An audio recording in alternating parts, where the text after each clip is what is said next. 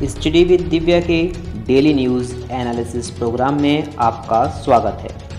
आज के इस डीएनए प्रोग्राम में हम जानेंगे आत्मनिर्भर भारत अभियान के आर्थिक पैकेज के बारे में और जानेंगे कि राष्ट्रीय खनिज नीति क्या है और इसमें क्या क्या संशोधन किए गए हैं। लेकिन सबसे पहले डालते हैं मुख्य बिंदुओं पर एक नज़र। वित्त मंत्री की 5वीं प्रेस कॉन्फ्रेंस समाप्त, 20 लाख करोड़ के आर्थिक पैकेज का आवंटन। कोयला क्षेत्र में सुधार, रेवेन्यू शेयरिंग मॉडल की जल्द होगी शुरुआत। कॉमर्शियल माइनिंग के साथ साथ खुले बाजारों में कोयले बेचने की छूट, कोयले के गैसीकरण को भी दिया जाएगा प्रोत्साहन।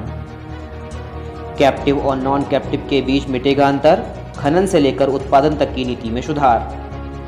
500 ब्लॉक्स की पारदर्शी नीलामी के साथ बॉक्साइट और कोयले की होगी नीलामी।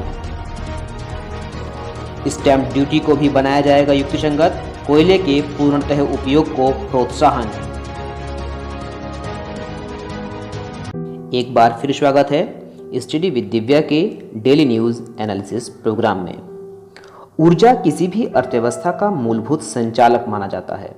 उसमें कोयले, नवीकरणीय ऊर्जा, हाइड्रो इलेक्ट्रिक पावर की महती भूमिका होती है।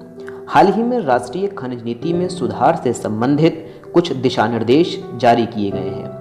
आपको बता दें कि भारत सरकार ने ऊर्जा क्षेत्र को प्रोत्साहन देने के लिए 102 लाख करोड़ के राष्ट्रीय इंफ्रास्ट्रक्चर पाइपलाइन में ऊर्जा क्षेत्र को सबसे ज्यादा प्रोत्साहन प्रदान किया है। सर्वविदित है, औद्योगिक उत्पादन सूचकांक में 3 बड़े क्षेत्र विनिर्माण, खनन और बिजली हैं, जबकि वृद्धि दर के आधार पर खनन, विनिर्माण और बिजली के पश्चात तीसरे स्थान पर है। वहीं 8 कोर उद्योगों में भी कोयले को शामिल किया जाता है, लेकिन वर्ष 2019-20 में कोयले के उत्पादन में नकारात्मक वृद्धि दर्ज की गई है। कोर उद्योग वे उद्योग होते हैं जो अर्थव्यवस्था के विकास के मूल चालक माने जाते हैं। इसके बिना अन्य क्षेत्रों का उत्पादन ठप पड़ सकता है। इसमें 8 उद्योगों को शामिल किया गया है, जिसमें रिफाइनरी उत्पाद, बिजली, इस्पात, कोयला, कच्चा तेल, प्राकृतिक गैस, सीमेंट और उर्वरक को शामिल किया गया है। वर्ष 2018-19 में भारत में कोयले के उत्पादन में 8.1 की वृद्धि के साथ कुल उत्पादन में 730.4 मिलियन टन की बढ़ोतरी देखी गई। वहीं वर्ष 2019-20 में -5.3% की गिरावट के साथ कोयले का कुल उत्पादन घटकर 410.5 मीट्रिक टन हो गया।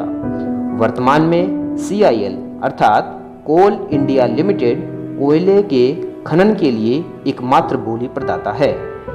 वर्ष 2015 तक केवल केंद्र सरकार के निर्देशों के आधार पर ही खननकर्ता को खनन की अनुमति दी जाती थी, परंतु राष्ट्रीय खनिज नीति 2015 से इसमें संशोधन हुआ और बोली प्रणाली अर्थात बिडिंग सिस्टम के आधार पर माइनिंग फील्ड्स में टेंडर प्रदान किए जाने लगे। लेकिन अभी भी बिजली, सीमेंट या उर्वरक कंपनियां केवल स्वयं उपयोग के लिए ही कोयले का खनन कर सकती थीं। हाल ही में जारी किए गए एक अध्यादेश के माध्यम से गैर अनुभव वाले खननकर्ताओं को भी खनन क्षेत्र में खनन की अनुमति प्रदान कर दी गई है। इसके साथ ही उन्हें सर्वेक्षण सह लाइसेंस भी प्रदान किए जाएंगे और साथ ही जो कंपनियां उत्पादन में संलग्न हैं और वे अपने उत्पादन की निर्धारित समयावधि को पूरा कर चुकी हैं, उनके लाइसेंस की अवधि को भी आगे बढ़ा दिया जाएगा। भारत में कोयले के जितने भंडार उपलब्ध हैं, उसका आधा हिस्सा भी हमारे उपयोग में नहीं आता है और अधिकांश कोयले की डिमांड अर्थात इंपोर्ट के माध्यम से पूरी की जाती है।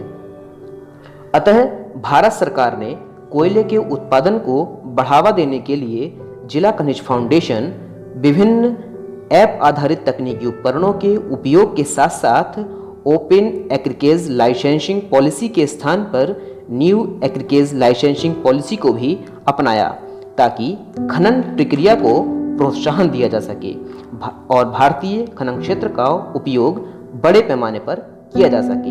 हाल ही में आत्मनिर्भर भारत अभियान के चौथे आर्थिक पैकेज में रेवेन्यू शेयरिंग मॉडल को प्रस्तुत किया गया है, जिसमें पीपीपी मोड पर संचालन की चर्चा की गई है।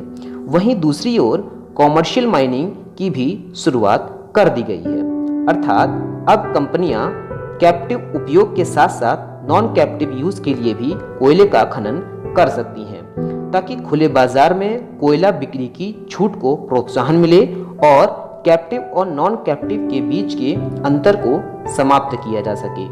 न्यू एग्रीकेज लाइसेंसिंग पॉलिसी के तहत कोयले के गैसीकरण को भी बढ़ावा दिया जाएगा। इसके साथ ही 500 ब्लॉक्स की पारदर्शी नीलामी के साथ साथ बॉक्साइट और कोयले की नीलामी को भी सक्षम बनाया जाएगा और साथ ही कोयले पर लगने वाली स्टैंप ड्यूटी को भी युक्त संगत बनाया जाएगा, ताकि खनन से लेकर उत्पादन तक की नीति में सुधार हो सके और भारतीय खनन क्षेत्र को प्रोत्साहन मिले।